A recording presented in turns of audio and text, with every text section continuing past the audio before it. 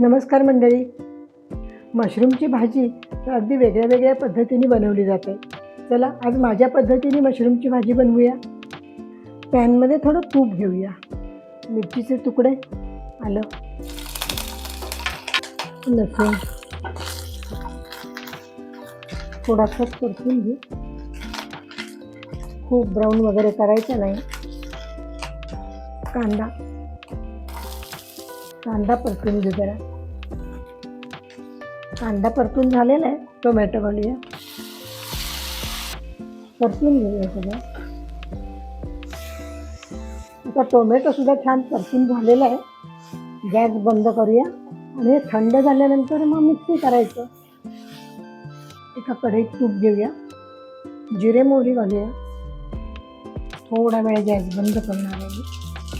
हळद, मिरची पावडर, स्वच्छ धुवून ठेवलेले हे मशरूम परतून घेऊया. थोडं झाकून ठेवूया. मशरूम थोडे वाफवून झाल्यानंतर थोडंसं पाणी घालूया, शिजवून घेऊ थोडं. आता हे मिश्रण आपण मिक्सी करून घेऊया. आता या भाजीमध्ये कांदा टोमॅटोची पेस्ट घालूया केलेली. आपण हा मसाला तयार केला होता ना, तो घालूया. थोडंसं पाणी घालूया. चवीनुसार मीठ घालूया. थोडी साखर घालूया. थोडंसं क्रीम घालूया. गरम मसाला घालूया. थोडीशी कसुरी मेथी घालूया आणि एखादा मिनिट झाकून ठेवूया. आपली भाजी छान शिजलेली आहे. थोडीशी कोथिंबीरही टाकते आणि आता सर्विंग बाउलमध्ये काढूया.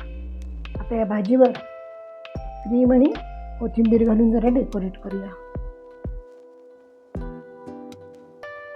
मग मंडळी, कशी वाटली आजची रेसिपी? अगदी मस्त हॉटेल स्टाईल बनती. हां, करून बघा आणि कॉमेंट करून सांगा. सबस्क्राईब फॉलो करायला मात्र विसरू नका. घरचं खाणं हेची आरोग्याचं लेणं.